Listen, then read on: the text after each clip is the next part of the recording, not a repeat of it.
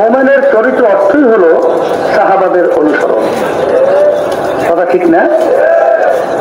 এখানে আপনারা লক্ষ্য করেছেন আলোচনা হইতেছিল বিশেষ করে আমাদের অনেক চরমনের মুজাহিদ আমার ভাইরা, অনেক মুহিবিনরা তাদের সন্তানদেরকে ওইভাবে উদ্বুদ্ধ হয়ে তারা ছাত্র আন্দোলন, যুব আন্দোলন বা অন্যান্য যে ইসলামী আল্লাহর কুতুব যে মিশনগুলো রেখে গেছেন তার সঙ্গে তারা জড়ানোর ব্যাপারে গুরুত্ব অনেকাংশে দেয় না।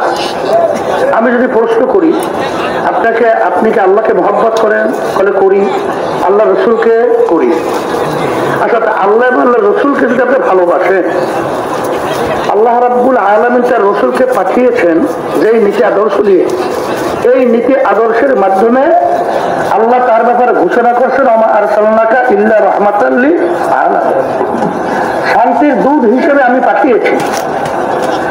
এই নীতি আদর্শ দুনিয়াতে কল্যাণ, আখিরাতেও কি কল্যাণ, দুনিয়াতে শান্তি, আখিরাতে মুক্তি।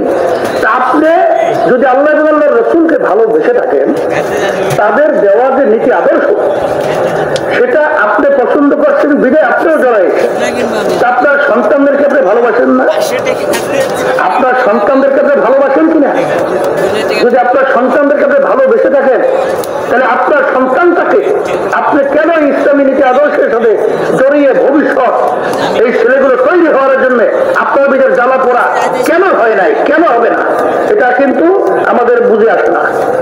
এই জন্য আমি অনেক মুজাহিদ এবং অনেক মুহিববিনদেরকে দেখছি, ছোট বাচ্চা দুধ পান করে আমার কাছে নিয়ে আসছে, ওকে এখন সদস্য করে নিয়ে আসছি ছাত্র আন্দোলনে।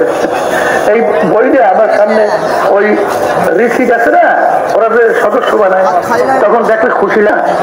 আলহামদুলিল্লাহ। যাই হোক, আমি এই কথা বেশি আর